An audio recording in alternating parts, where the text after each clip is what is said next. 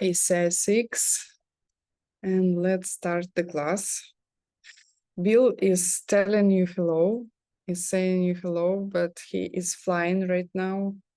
So he will have something to add tomorrow on this class. Oh,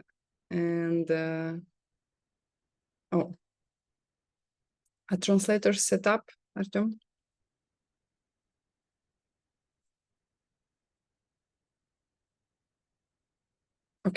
Okay, now we can go. Okay, hello again.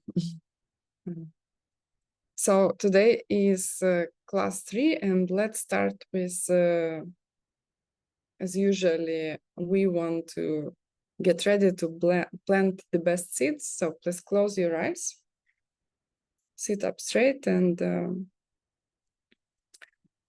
think about your life and what you are going through in your life right now.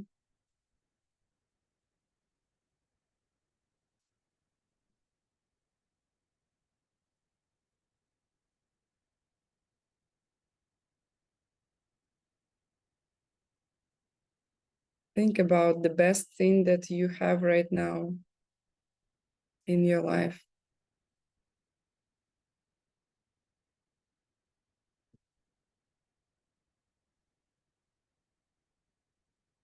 Think about the fact that you do not want to lose what the good things that you have.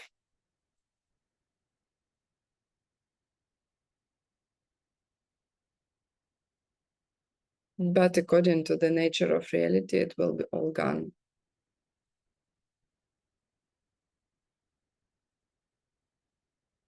About the bad things in your life,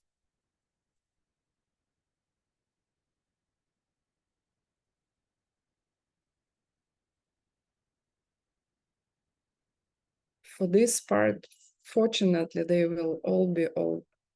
also will be all gone, all the bad things in your life.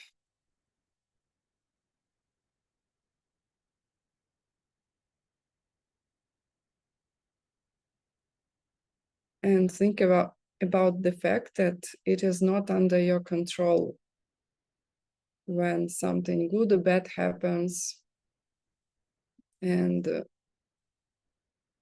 when the good things stop, it's not under your control also.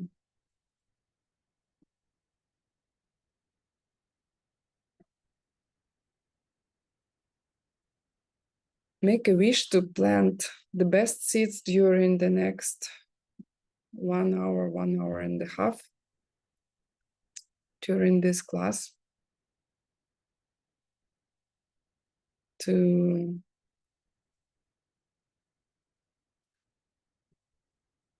get to your parts of a being who will never suffer again and who will be completely happy.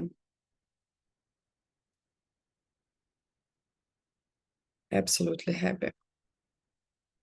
And happiness will not wear out.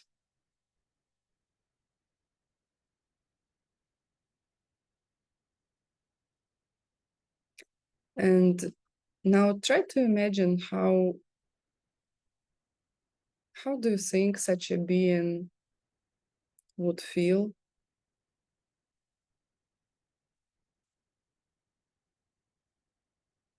Try to imagine, what do you think of an enlightened being or an angel? Like, what is the definition for you? How do you know that somebody is enlightened?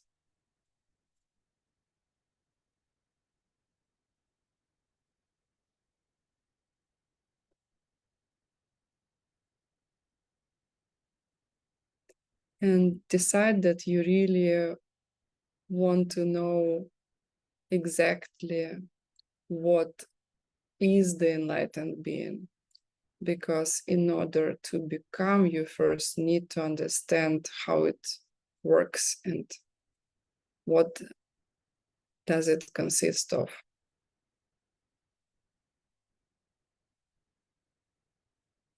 And go back to your breathing, open your eyes. Okay, let's start. Bill is really jealous because he loves this class and I have to teach it.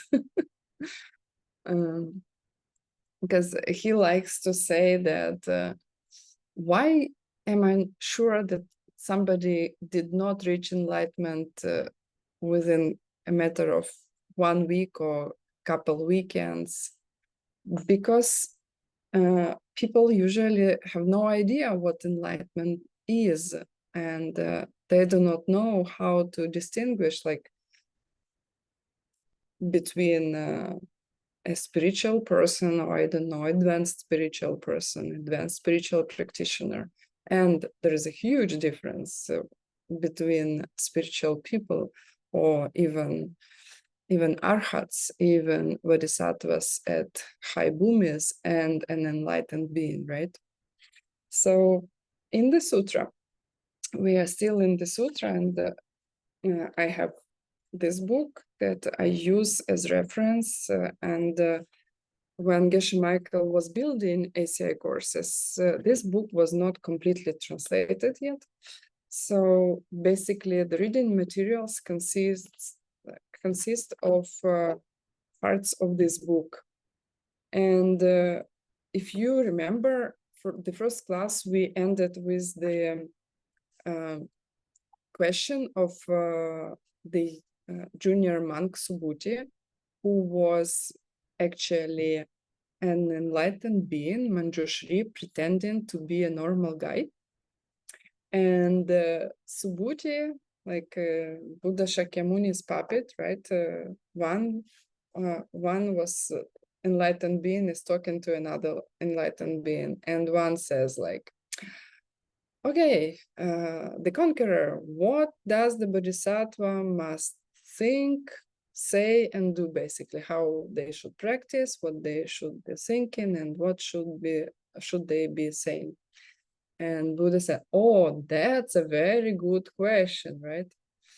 And to be honest, there are sutras when the Buddha does not answer questions, right? Because he thinks, okay, this answer will not help living beings.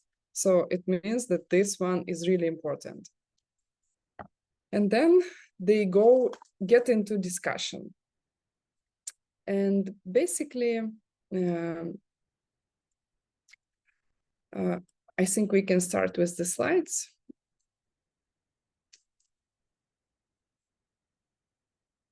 Yeah, that's our cover, class 3, how to change reality, right? Okay, we can go to the next slide.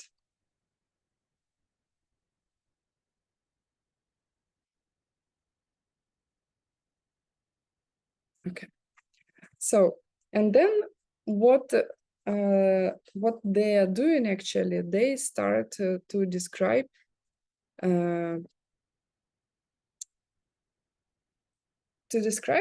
activities that normally you would say are very cool activities, like giving lots of jewels to Buddhas, to enlightened beings.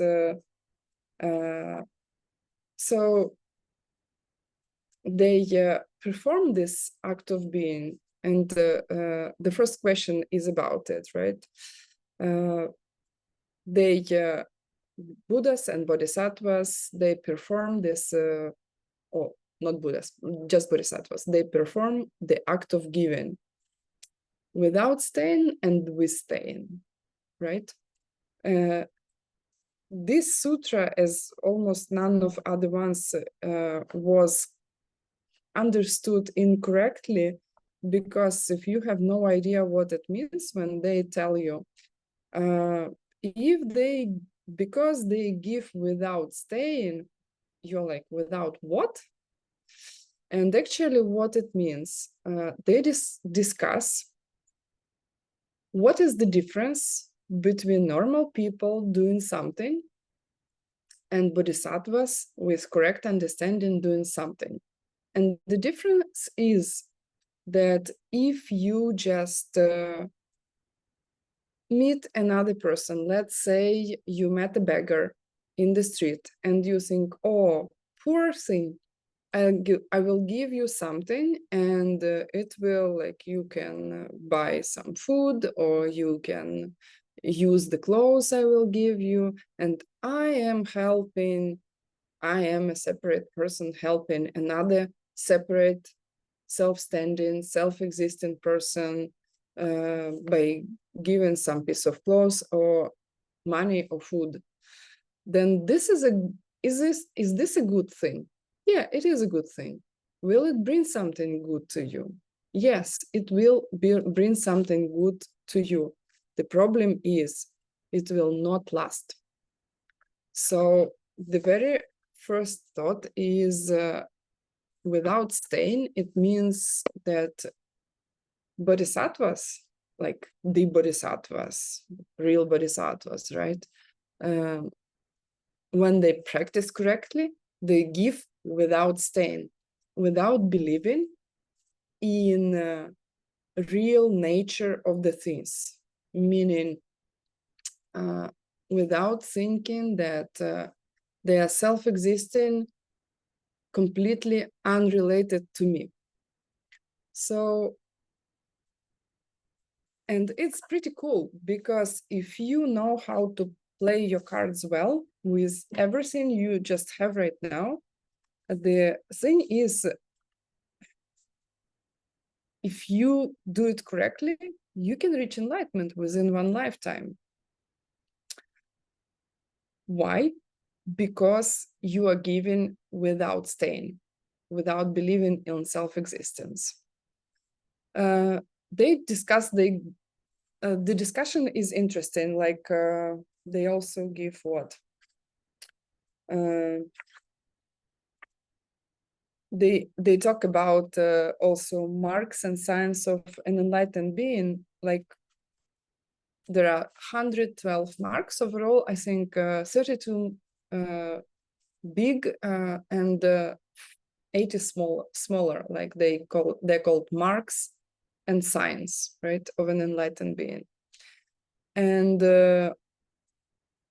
what is the connection between those two, right? And the thing is that three perfections, including giving, ethical way of life, and patience, which is the art of not getting angry, they are, and a part of joyful effort also, joyful effort meaning being happy of good things that you are doing. They are primarily called collection of merit, and they create two physical bodies of the Buddha. So this is the connection between giving without stain, giving and the rest. When they say Jin Pasok, right, in Tibetan, giving and the rest, it means giving ethical life, not getting angry, and joyful effort. If you do it correctly, then you can get the two physical bodies of the Buddha. So what, does the Buddha have more than one body? I mean, how you can think about something having more than one body? Here, what they mean is they're talking about parts of a person, let's say. They say that a Buddha has 4 parts, and 2 of them are related to Buddha's body, and 2 of them are related somehow to Buddha's mind. So if you give without stain in things, then you get this one. And if you give with thinking that another person is just a normal schmuck, just a normal living being suffering, etc., then you will get something good that will wear out. And this is why we have we had this meditation that even good things, they are considered to be a suffering in these teachings. Why? Because we will lose everything that we have. If you see yourself in a body with flesh and bones and not a body of light, I have a bad news. This body should die. There is no way this body will get enlightened.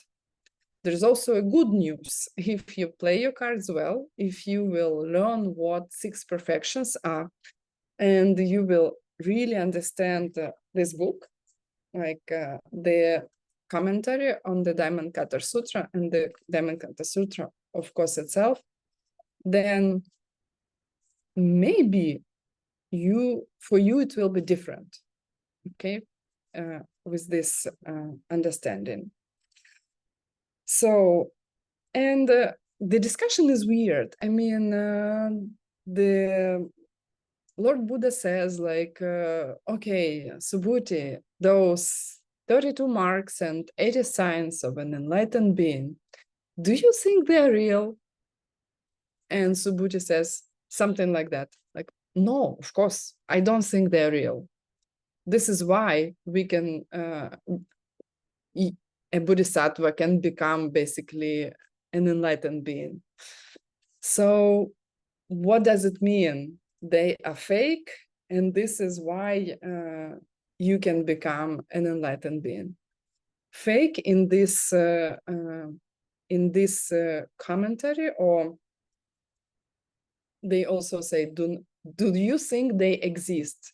By meaning, do you think they exist on their own? Like a Buddha has like real self-existing, not coming from you, marks and signs. And this is why Subhuti says, no, I don't believe there are any self-existing marks and signs, but you will not have the word self-existing, right? You will just see, do you think they exist? And he, no, of course they don't exist. Why people are getting problems with those sutras? Because, and not only with those sutras, lots of Hindu, very logical, very smart, had bad debates with Buddhists on the Madhyamika Prasangika, on Nagarjuna teachings that state that everything is empty and things are not what you think they are. Why did they have problems? Because people confuse thing functioning and existing from its own side. Like, what is, can we stop slides for a second, please? What do we see wrong with this pen, for example? Does it mean it does not exist if it does not come from its side? No, it does exist. It functions. I can write with it. But what I think how it exists is wrong. I think it's out there on its own, illuminating its qualities, and there is nothing like that. And in this sutra, they talk a lot about raw material, like there is shape, there is color, by the way, also coming from my other scenes. But on this shape and these colors, I project something. I project what I have in my mental seat.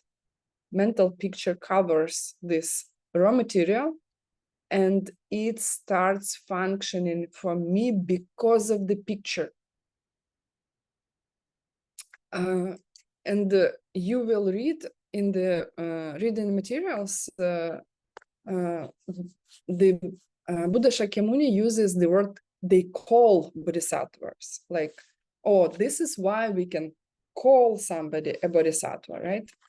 And in this, from this perspective, call means we can put a picture on somebody, we can perceive by putting picture on something, right? We can call a bodhisattva. You see? Okay. So let me see if I didn't miss anything. So I made lots of notes. Yeah. Calling in this text is putting picture on the object. Okay. So basically, to act as a bodhisattva, meaning with perfections, you do almost same things you were doing in your life, but with understanding of the nature of reality. Like, you continue to be generous, but because you constantly understand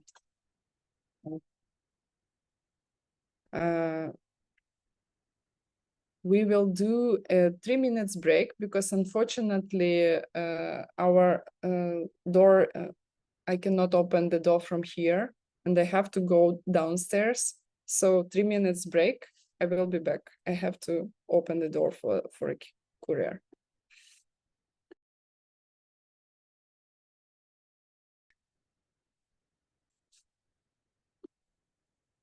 You're good? Everybody is back?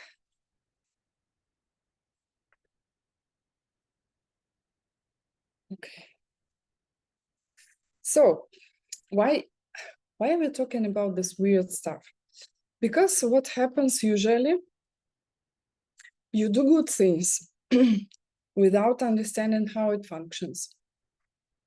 And it's like putting your money on your bank account, you know, like you save, you save, you save, you save.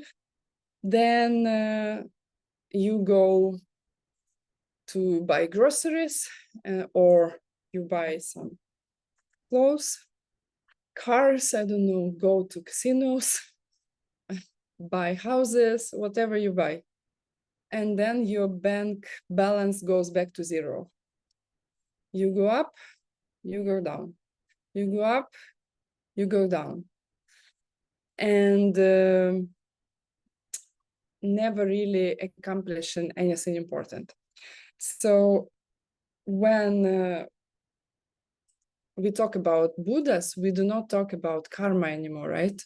We say that they have collection of merit and wisdom. Good deeds, they are collection of merit, and understanding of the reality, of the nature of reality, is the collection of wisdom. So if you do same things, but with this understanding, your bank account never goes back to zero. And you become a pretty cool being, really enjoying, not like now we enjoy. So let's go to the next slide. When you collect this merit and wisdom, what happens? You become an enlightened being. How do you know that somebody is really an enlightened being? Very easy. It has 4 parts of an enlightened being. They call those parts bodies, but actually only 2 of them are real bodies, like the enjoyment body and the emanation body. Others are kind of related to more mind and its emptiness. So the first one is the essence body. It is an important one because this is emptiness of 3 bodies, of the other 3 bodies, and it provides potential for an enlightened beings to perceive themselves and as enlightened beings. It's like the blank screen onto which an enlightened being is projecting an enlightened being. Or like for people, they are projecting themselves, and the same exact parts, they can on the same exact parts, they can project something else. You can project an animal, you can project a hungry ghost, you can project a hell being, you can project an enlightened being. Does it mean if this is what usually people are confused with, because it's very difficult in our mind to see separately forms, colors, and meaning of these forms and colors. I would like to stop again the slide. Like, try to see the difference. If I say a pen or the pen, and now without calling it a pen or the pen, just try to see what you really see with your eyes. It's easier when you do not see very well, and then you have to, oh, what is this? This is like, it's kind of like a stick, and it has blue and white color, right? This is what you really can see. But the meaning of what you see jumps out of you see it so fast that you have a habit to confuse those two. You have a habit to call something that has no meaning on its own, to call it a meaning that comes out of your seeds, and because of what comes out of your seeds, it functions for you, right? And you can think about examples when it will not be the same way, right? Like, I see it as a pen, like almost instantly. I look at this, boom, the pen, I can write with it. But if I would be 3 months old, probably I would not have the same pictures for this thing, right? Or if somebody has Alzheimer, probably also may not have these pictures anymore. Or, of course, a dog or an ant, you know, a bird, they will not have same pictures as I have. So same with our body, absolutely same. We see those parts as a human being, flesh and bones, with slightly better seeds. I mean, not slightly, a lot better. We can see the same thing as a body of an enlightened being. And the only thing that that we and an enlightened being has in common is our emptiness. And the emptiness means that I don't have to stay the same.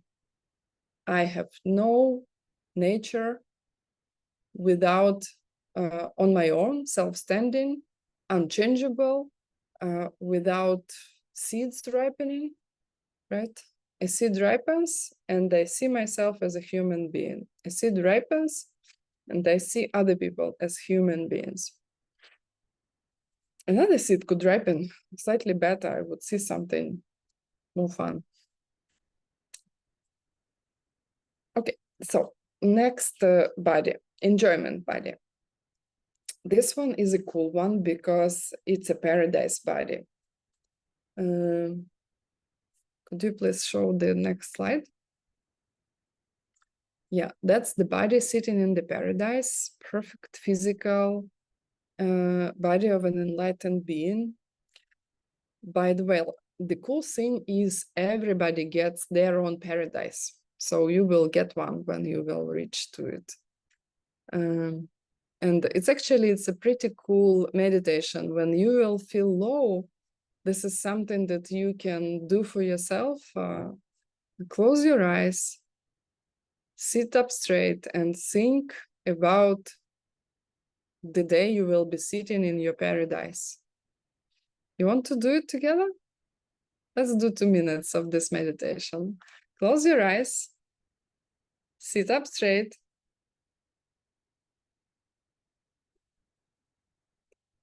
Make several exhales, inhales.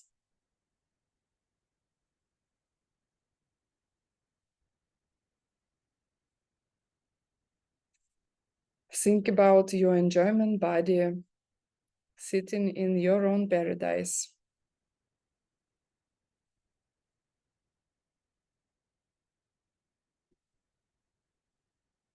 How does your paradise look like?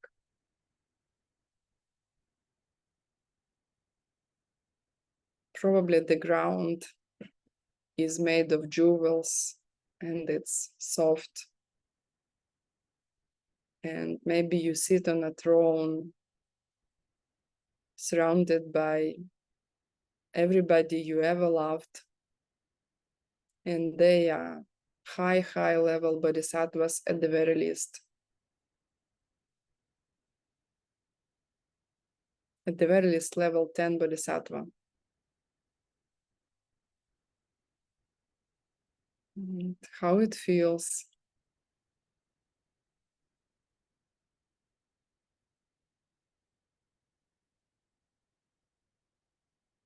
What would be necessarily in your personal paradise?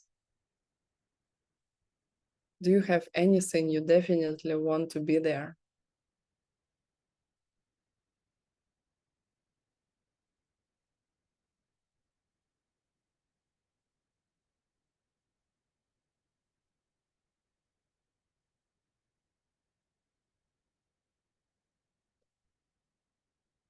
How would you look like in your paradise enjoyment body? What would be the color of the light you're made of?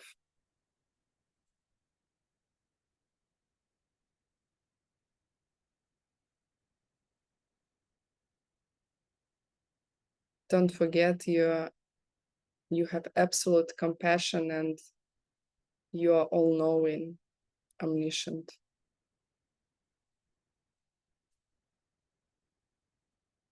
And of course, you're constantly automatically sending your emanations to every living being that needs help effortlessly.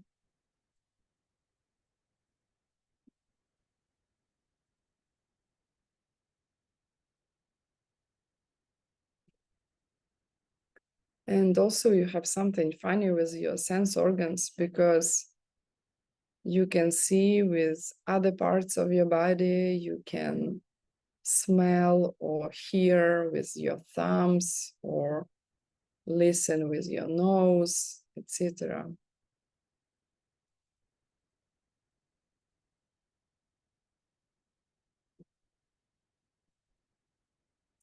And you perceive every single thing in the universe at every single moment of its existence, past, present, and future.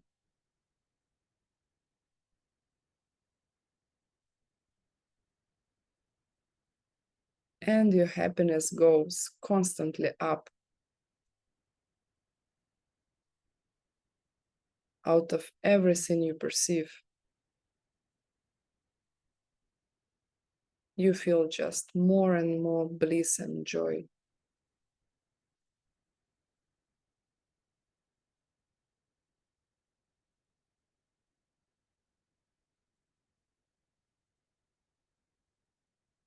Go back to your breathing, open your eyes. So whenever you will feel low, this is the type of meditation you can do.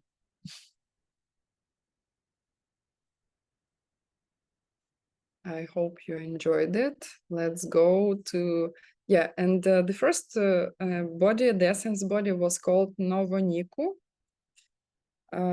or maybe you heard Dharmakaya also. The enjoyment body is Samhogakaya or Lonku in Tibetan. And it has, it is made of light and has no gross physical organs inside. Then a good question comes up. Where is your paradise? I mean, maybe you have to fly somewhere. Maybe it's on another planet. Maybe it's in another galaxy. Can you guess? The cool thing is that your paradise will be where you are. You don't have to go anywhere. Same colors and shapes. Your new beta seeds will put together in a different way. I remember once Geshe Michael, when I was at college, he decided to show to us what do they mean when they say that you should not teach somebody emptiness to scare them, like to make them afraid. Because we were like, we do not really get this bodhisattva vow, you know, because you are teaching us depend story for many years, and we are not, we don't know anybody who would be scared, who would run away. Oh my God, they told me that a dog does not see the pen, you know. We don't know anybody who would get scared. And then he showed it to us. Oh my God, you can get really scared. And basically, what it is about, it's when you understand that your perception is everything. Like basically everything you think is there is only because of your perception. And without me collecting these parts together to make it the pen, it's just a bunch of colors and shapes, you know, like it's, you can totally understand that there should be beings for whom everything that is outside is only chaotic colors, shapes, maybe frightening even, and do not make any sense. They cannot make any use of them. And same colors and shapes, because of my good deeds I have done previously, ignorant good deeds, okay? So I was not smart in what I was doing. If I would be smart, I would see myself in a body of light, not having to die, not having to deal with all this difficult stuff that we are dealing with. So same colors and shapes can be totally different. And if it functions for you this way, this is what we think exists, okay? We think it's as real. So basically, why they have problems, people understanding those texts, because we confuse self-existent or real and functioning.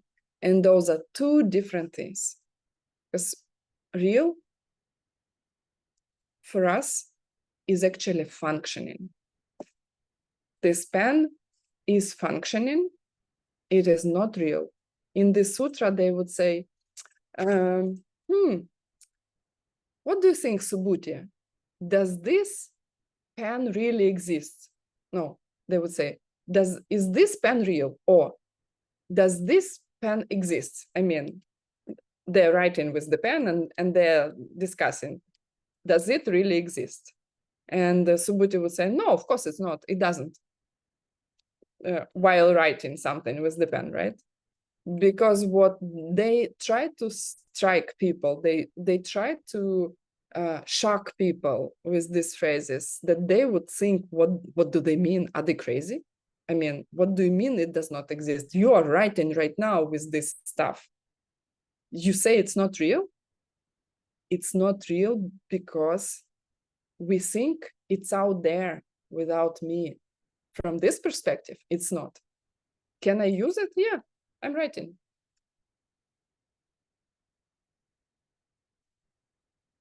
Can the ink really leave a trace on my hand? Impossible, completely impossible. Without my seeds, completely impossible. Okay, so where is the paradise?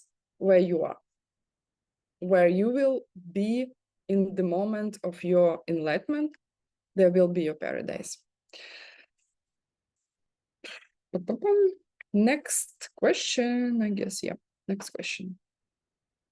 So there is another cool body called Nirmanakaya. I don't know how about you, this is my favorite one. Because if you really like to help people, then you think, yes, I want this one. Because they're sitting in their paradise. And I remember I was like, when I first heard it, I was thinking, it's pretty boring. Like, he does not move out of his paradise. Like, the body of light doesn't move. The body of light doesn't move because there is another body for moving. So effortlessly, same moment, like somebody needs it, the main body, like the Buddha, I mean, all of it, all these parts are the Buddha, right? But it sends out emanations to without conscious thought, without doing anything extra, into suffering worlds to help beings out there. They can appear in any form. Can we have a slide, please?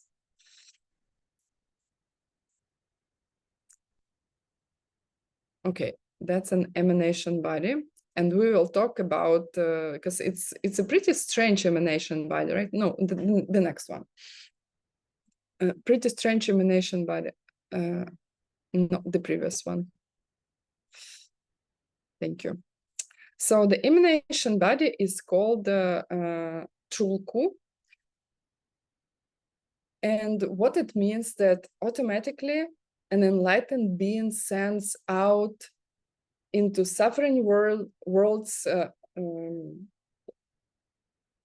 something to help living beings. Why did I pause to think what to say? Because it can be a person, it can be a bush that an alpinist caught that saved a person from falling down from the rocks, from a mountain.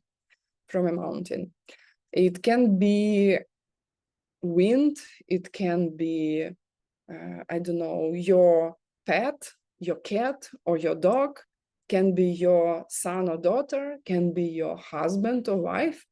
They're always very suspicious, those husbands and wives, because if you think what would you like to be for a person who really needs help, you probably would pick somebody who is really close. Then my husband, Bill here, would say that I was thinking that when I wish to be surrounded by angels, they will be like beautiful women or men with, kind and giving you everything you want, teaching you. Usually, people who give you the most trouble are them, they're really under suspicion, because they most of the times they force us to change. They force us to do something we would never do without them really pushing us. And I'm sure every one of you has stories from your life that would be a good demonstration of it.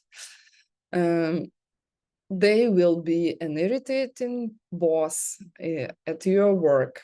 They will be a kid who does not behave, has all kinds of issues. They will be a husband who is doing something you don't like, or wife who is not willing to study ACI courses with you. I think mostly we have the opposite issue.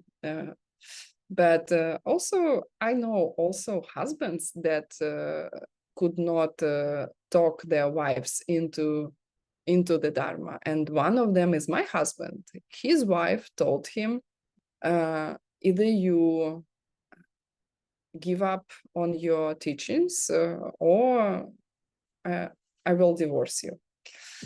So, and it was not the only problem. So it was on top of everything else. So this emanation body is very cool because one of those emanation bodies is the Buddha Shakyamuni on the planet Earth. This is how he showed up. And there are classic and non-classic emanation bodies. The classic emanation body is the one that has this 112 signs, right, of an enlightened being, 32 signs and 80 marks of an enlightened being, with all the hair that is this way, with the ears of that shape, with the hair in the middle of between his eyebrows, etc. All those signs with the wheels, you know. Oh, by the way, they have the wheels on their hands. For some reason, the wheels sound pretty cool to me. So I was trying to drive everybody, every teacher I had. I was using my car a lot, and then I figured that this is the karmic cause for the fire wheels on the palms of the hands. Lots of interesting stuff. So then you probably also heard the word Trulku for some Tibetan monks that are reborn, you know, and they are looking for reincarnations, and they have a special procedure. I heard about one of those stories, Geshe Lotar. We met him in India. He was still alive last year in November. And Geshe Lotar is famous for being a nephew of Ken Rinpoche, Geshe Lotar Tarchin, Lobsang Tarchin, Geshe Michael's teacher. So he had Geshe Michael as his student, and he also had Geshe Lotar, who was his student and his nephew. Geshe Lotar was the one who fled out of Tibet when it was occupied. They crossed the Himalayas together, Geshe Lotar and Ken Rinpoche. It takes, they say, lots of Tibetans have done it.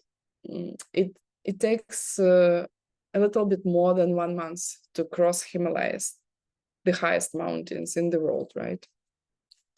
So they did it. They ran to India, and Geshe Lotar stayed in India to help to rebuild the monastery. It's now in southern India, near Bangalore.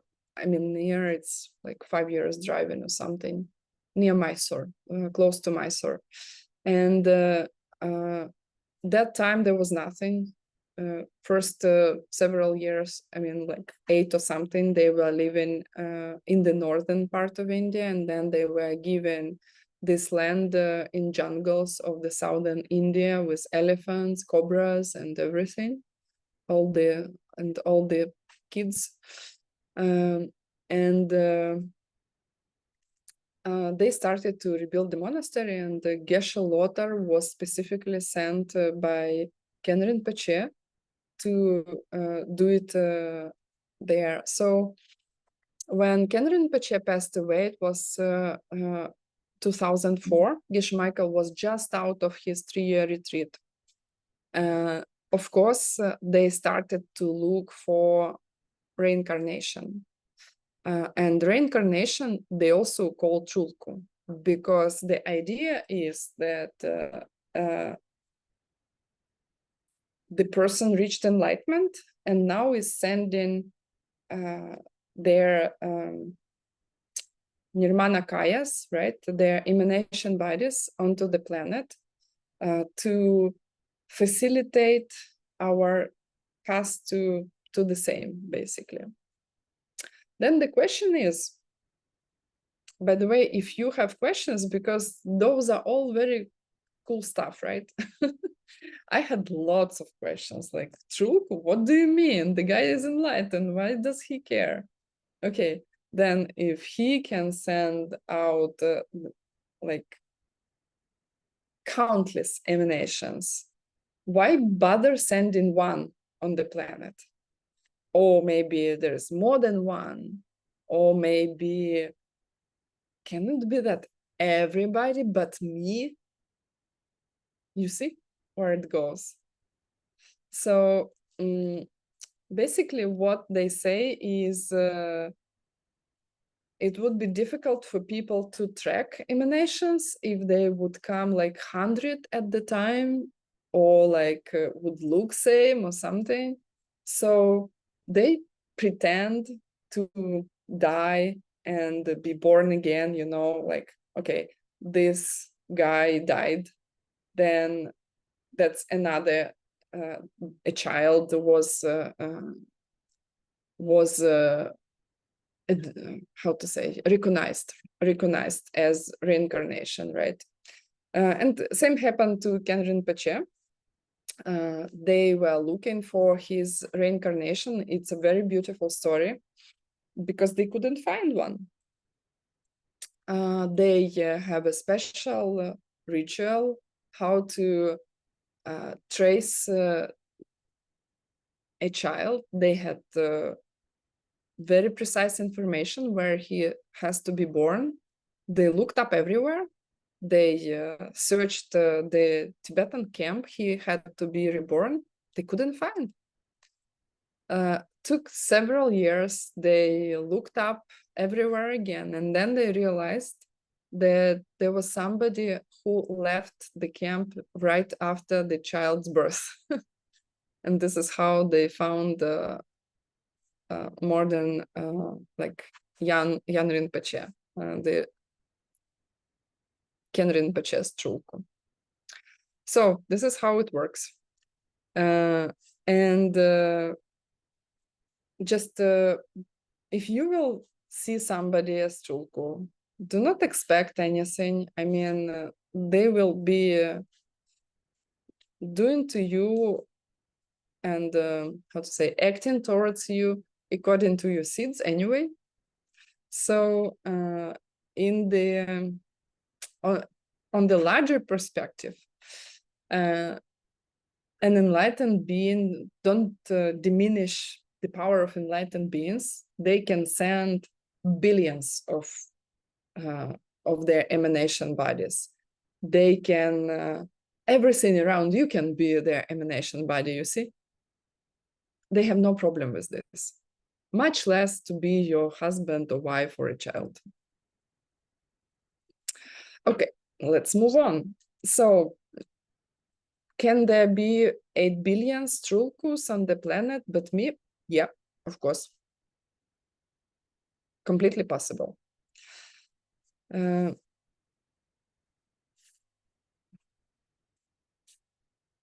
They can be a whole planet just to help one person. Yeah, absolutely. No problem for them.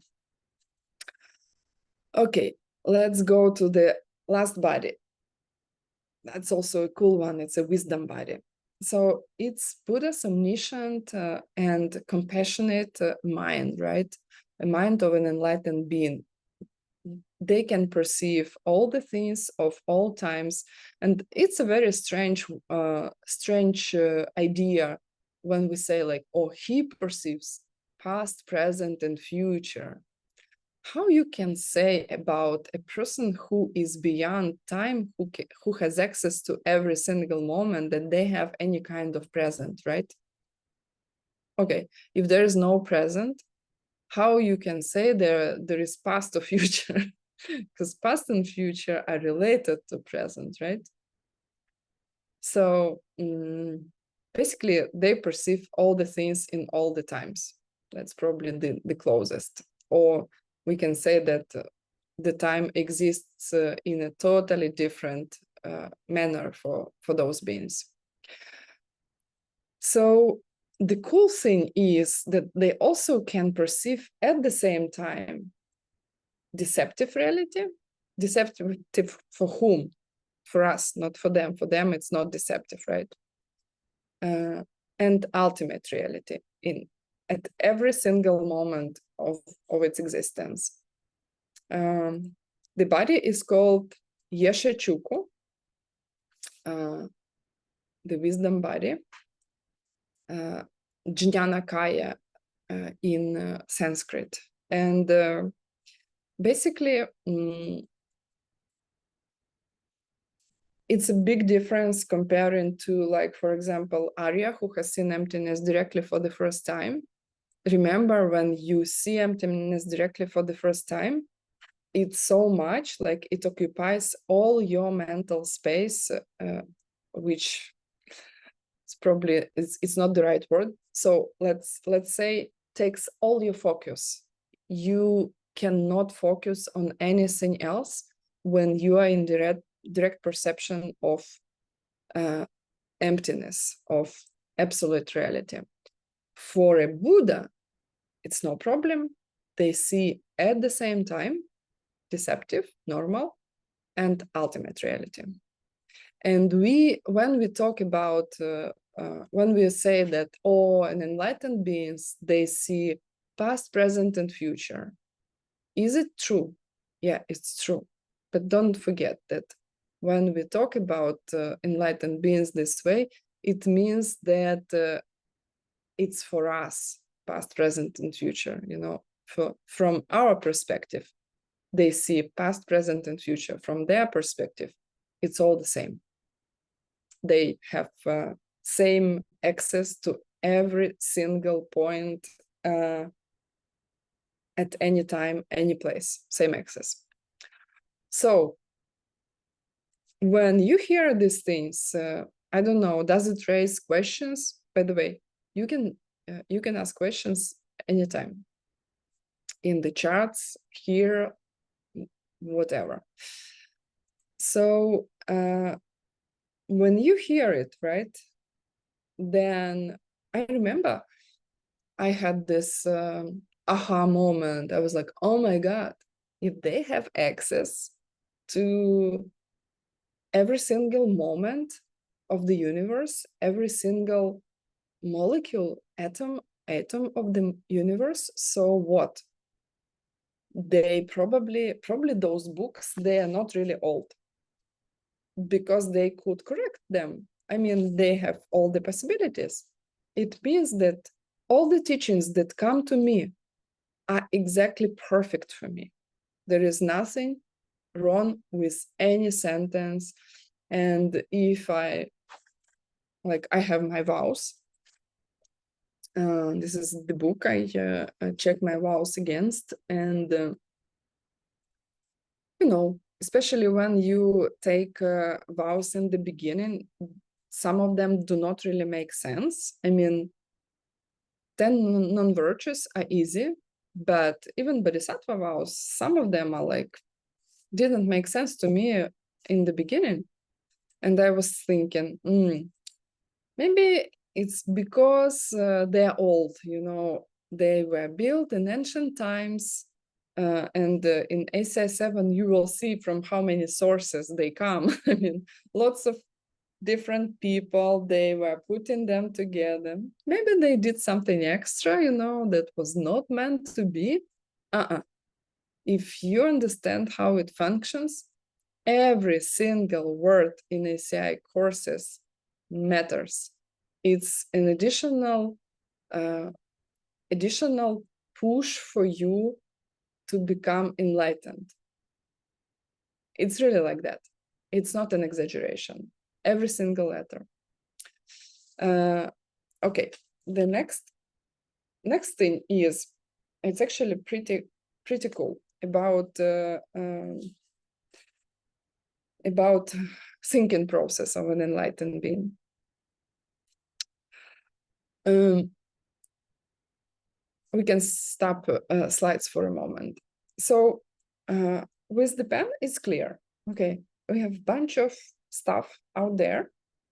I mean, they're not out there. I'm projecting this stuff first, and then my seed opens, seed with the pen function inside, and the pen function covers this bunch of colors and shapes, and it becomes a pen.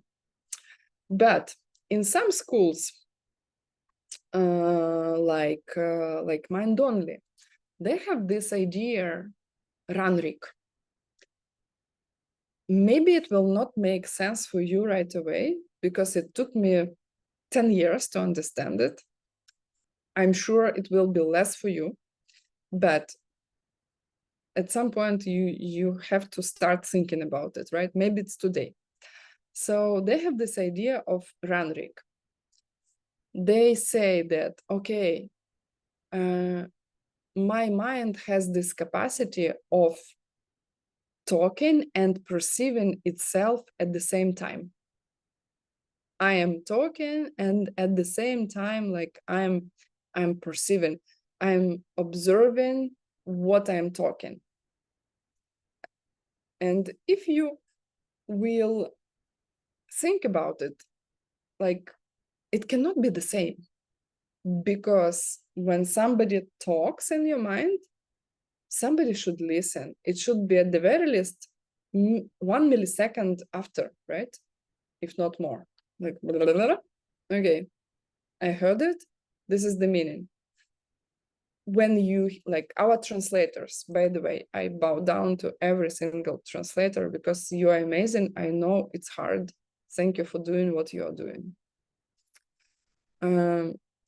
Like our translators, they hear me speaking right now, and there are decibels, like sounds coming into their ears, and in their mind, the sounds are being covered with the, we cannot call it picture anymore, right? But with the understanding of the sound, something like that, you know, like recognizing the sound, you see? It's like speech recognition in the phone, you know? I'm blah, blah, blah, blah. And if the guy knows the language, then I will get a transcript of what I said, right?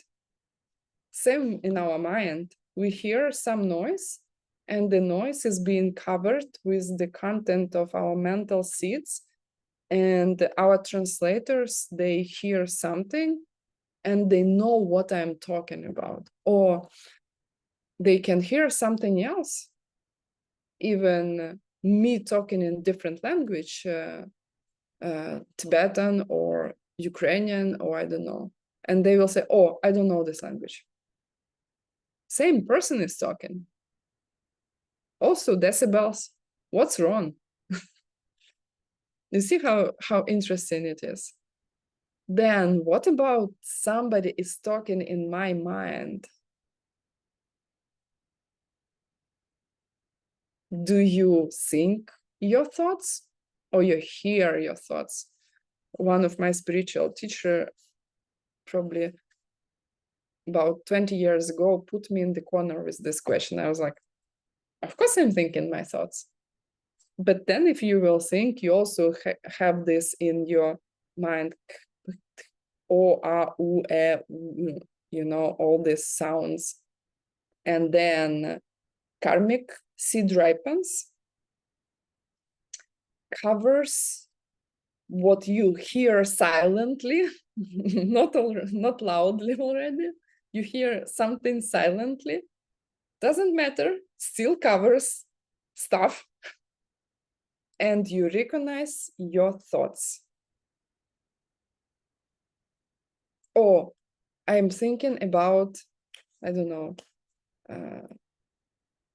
publishing one more book, you know. Or I'm thinking about like doing the class. Or I'm thinking about the fact that I will have breakfast after we will be done, you know. something like that. So you're listening to your thoughts, and your past karma is forcing you to hear these thoughts that you hear.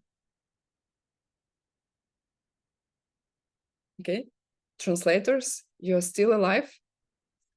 Yes, I know it's difficult to translate when you do in the same time, you know, you try to understand and to apply and to translate and be clear. So you're amazing. So my past karma is ripening, covers this a, u, e, u, I in my thoughts, and organizes my thoughts in the same way. It organizes these colors and shapes into the pen, completely forced upon you. Whew. If this is the case with the body, is also easy, right? Can also be something else. So this is about wisdom body and about Ranrik, that you can perceive totally different thoughts in your mind, and you are forced to perceive different thoughts. I am not for a long time in these teachings. It's like what 2025, 12 years, right? 12 years, like in Buddhist teachings, right? I was looking for my teachers and teachings for a long time, since I was 5, but in Buddhist teachings, I'm for 12 years. And I know I still have a long way to go. But if you understand how it functions, in 12 years, you will see yourself as a completely different person. I mean, maybe not enlightened, but you could see a huge difference, like huge gap between the person I was and between a person you are now, right? Okay, the next question. So then something funny happens in the text. We talked a little bit about it. Maybe I will find in the text, probably not.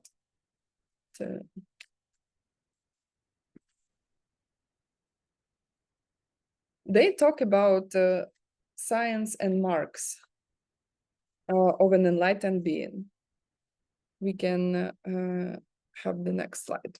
Yeah. So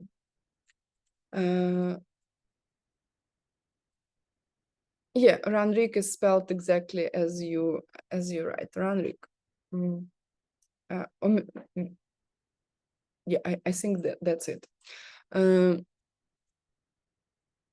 Buddha says that marks of a Buddha are deceptive and yet also true. So, like, do you think, Subhuti, that Buddha really has these marks and signs?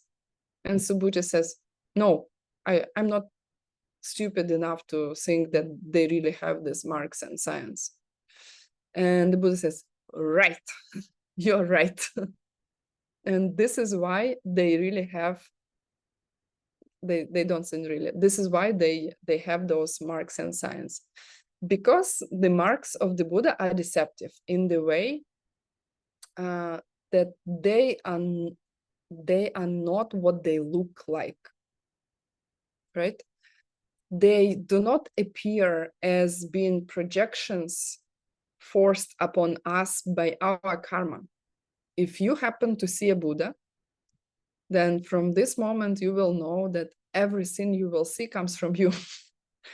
Every single mark, every single sign of a Buddha, you have created it by your good deeds. And not only by good deeds, by extremely good deeds, by studying karma emptiness, and by keeping your vows if you have ones. So they are true in the sense that they exist, I mean, in the same way I do not exist really, self-existently. There is no inner that is not coming from your karma, from your seeds opening up right now. There is no other inner. She's completely empty of being who she is. You can like her, thank you very much. You can hate her, it's too bad. That's your mistake. You see? So they exist, enlightened being possess all these marks and signs, and they all come from us. And in this sense, they're deceptive because they look like they are not coming from us. But actually, we have created every single sign of an enlightened being, every single mark of a person. And we recognize them as enlightened being. By the way, the classic emanation or something like that, they say that it's so powerful that everybody recognizes right away. So they have to, sometimes they show up in a way Buddhas show up, in a way everybody should recognize. The classic Nirmana Kaya, right? The classic emanation body. But 99.999999% of times, they are in disguise. You will not recognize them. Okay, the next question. Then explain why the Buddha says twice that the body of a Buddha has no marks. An omniscient being, what? Does he have amnesia, like Alzheimer, or sometimes is tired and makes mistakes in their speech, as Zina does sometimes? No, an enlightened being cannot be mistaken. There is a very famous, can we have the next slide, please? There is very famous Heart Sutra where he says twice lexo, lexo, right? Truly, truly, for different things. He means two different things when he speaks. Here is same. First time when they're referring to the physical body of a Buddha, they refer it's empty of any existence on its own. So it means all the marks and signs are coming from us. There is nothing in the Buddha Shakyamuni or any other Buddha that is not coming from us. Same with your teachers, by the way. You create your teachers. I remember first time I was studying ACI 1, it was 2014. And I was thinking, boy, that's a list. I don't know if anybody with who can, comply with all the qualities, 10 qualities of a spiritual teacher exists. But then within a couple of years, I think because I was doing something right, I was like, oh my God, this person definitely has all 10 qualities. Oh my God, one more person. Oh my God, this guy also looks like he does have, So if it can be a very good measure of your progress if you see that people around you are becoming better and better, and you're like, oh my God, I was thinking I have already great people around me, but those new guys, they're even better. Oh my God, what they're doing. Like, I'm keeping thinking about Vietnamese team because today we had a mixed nuts class. And by the way, I invite you to do these classes, Schwanz and Tower classes. They will make you smarter, even you do not understand a dime from the class. Really, truly, truly, truly. Lexo, Lexo. And they were talking about Geshe Michael tour in Vietnam that is coming, and Juan Hassam, my friend, is now in Vietnam, was doing this Peachtree World News program. And the first time I heard about Vietnamese team, I was shocked. because their generosity is just extraordinary. I mean, they not only they paid for several people coming to Geshe Michael college classes. That was $3,500 per person, but they are building houses for poor people. They are building bridges in the mountain regions. Charity, they collect money and they build it. They build schools for children, just overwhelming. And I was like, oh my God, 37 houses, you kidding me? Now it's like around 1,000 that they built or something like that. So if you see somebody is doing really great, don't forget that they're your projection. You also have something to do with it. So when he says this for the second time about the Dharma body, it's about the Dharma body, meaning that even the essence body, which is what? Essence body connects the other parts of the Buddha. It's like something that gives the basis, because the Buddha is empty or not coming from its own side, completely out of the collection of merit and wisdom, right? So this is why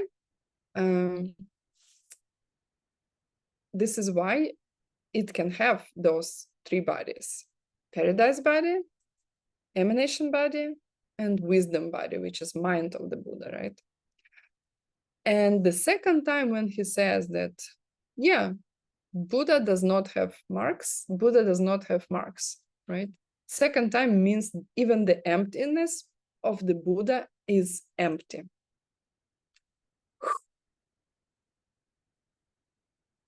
Okay? Even the emptiness body is empty. And we will leave at that here. Okay, I think I have some more notes that I made.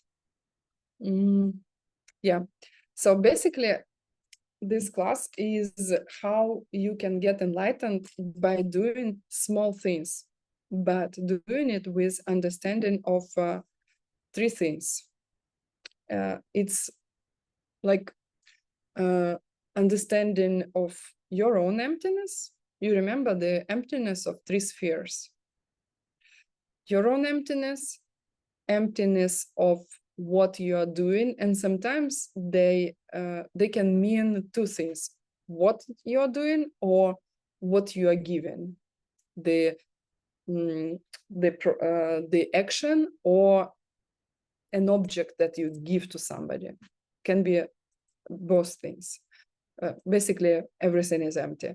I am empty, what I do is empty, and a person I give to or I do something to is empty. It's like none of those three has to be what it is, you see? And if I understand it, anything I will do will, of course, I need to dedicate, because my mental afflictions can kill the seeds that I have planted. But if I will do everything with this attitude, thinking about three spheres, this karma will never wear out. Impossible. So it's a small thing. You just give something small with three elements, dedicate. This is what they call without staying, by the way. This type of giving is what they call bodhisattvas. They give without staying. Understanding of these three emptinesses that says we can call them bodhisattvas. And here the word call is interesting again, because it means we put a picture of the bodhisattva on them, right? Our mind labels them as bodhisattva. This is what they mean. So the difference between, oh, my husband landed. The difference between and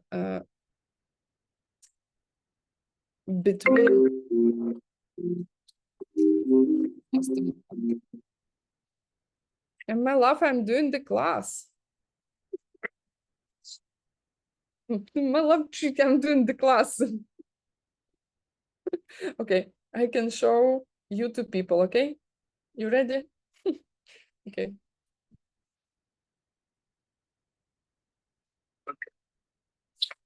Okay.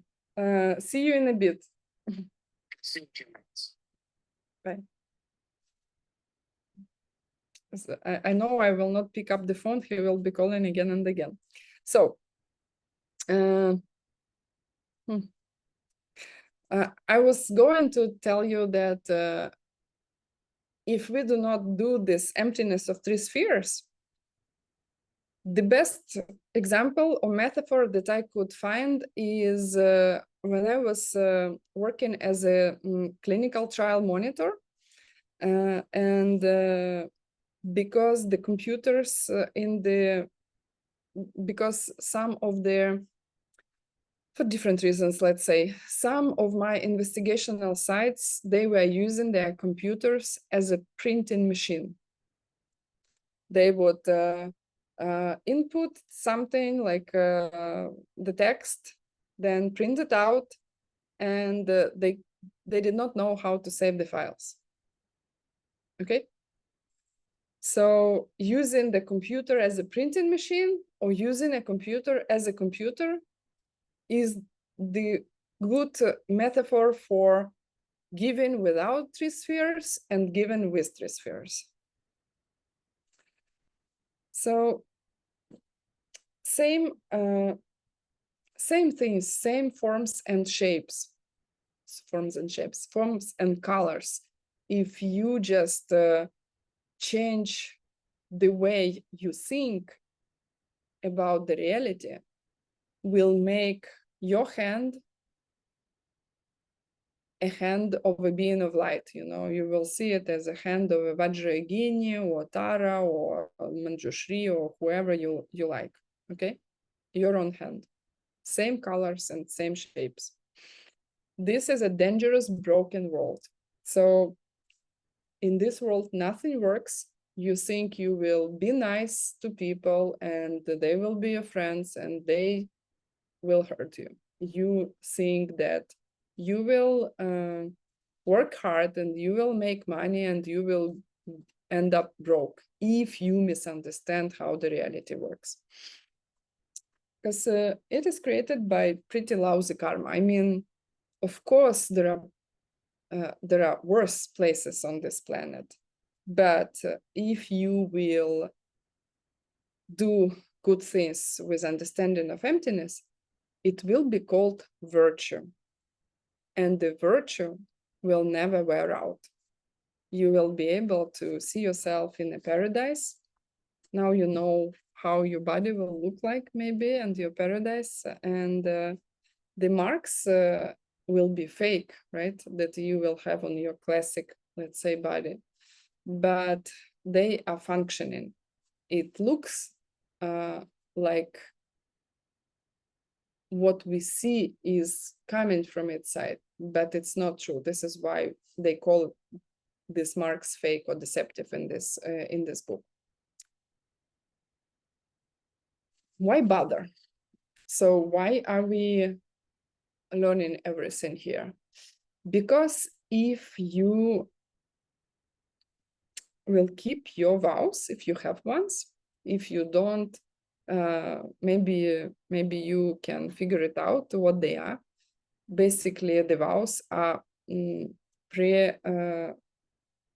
how to say, it's a karma that is programmed, pre-programmed karma, right?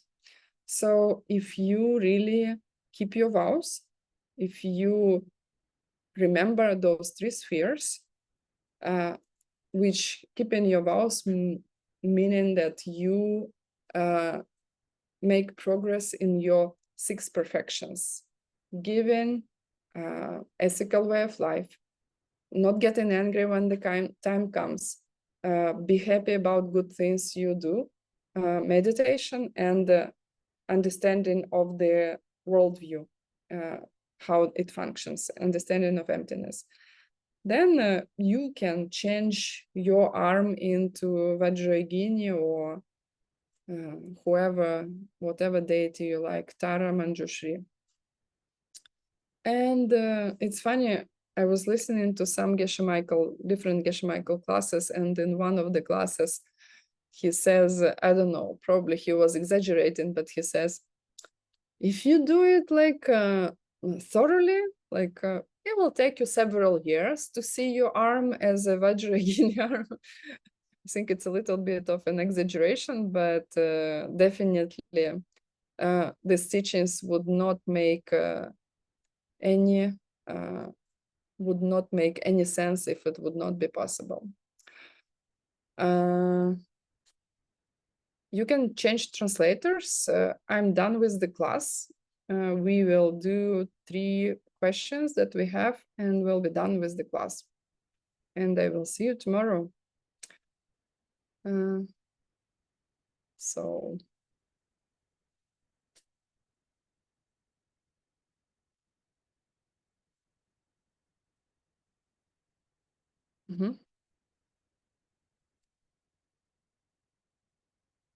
Artyom, can I continue? Okay. Okay. I can see 3 questions. First, do my feelings about something in my life also come from my seeds and are not connected to the object that I'm associating them with? The question is yes, but it means that in the past, the answer is yes, I mean, but it means that in the past I made someone to feel the same. Exactly, you understand it right. This is why if you see high practitioners, they look a little bit crazy because they look always happy. I mean, except if they want to teach you a lesson. Like it feels awkward because they're always happy. And the worse the situation is, the happier they become. It's because they know that they want to stop those seeds right here forever. They don't want to have them again. They are fed up, done with it. This is called renunciation in our teachings. I'm fed up. I don't want this anymore. I will stop my mental afflictions, and it means that they will never come back. Second question. So do we also exist in the past, present, and future? No, we do not exist in past, present, and future. I mean, for us, we have only the present moment. It's like Geshe Michael. I heard him often comparing to when you have a huge castle, I mean, 1,000 rooms, and you're living in a bathroom somewhere, you know, under the sink. And you have no idea that you have all the rooms. So in the second class, we have to explore 3 possibilities in our analytical meditation. Do I understand it right? That we explore 3 possibilities with different things in order to discover that without our tags, all things are empty.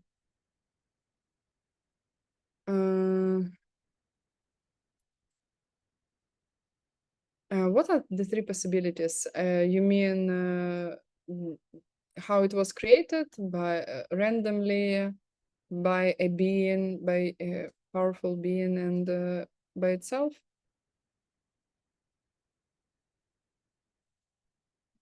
I do not recall what was the meditation. No, okay, Yulia, then I can open the homeworks because honestly, I don't recall what was there.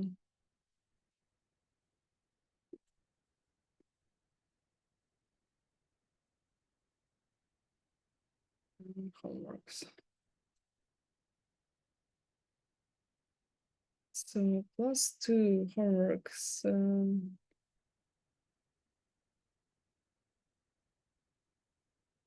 I have another homework in the class 2. I don't know what you mean. You can ask this question tomorrow because I think we are a little bit over time, and I'm a little bit worried that translators are tired, because 1 hour and a half of translation gets me really tired when I get to translate. Okay, ask this question tomorrow, okay? So, you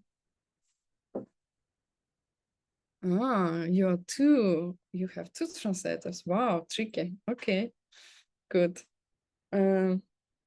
Okay, close your eyes and dedicate the class.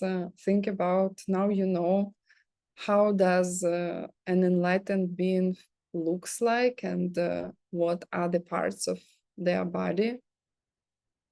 And make a wish, dedicate this class to become such an amazing enlightened being. And by this action, make a wish to help everybody who needs help, including yourself and everybody else. Open your eyes. Okay, we will talk about the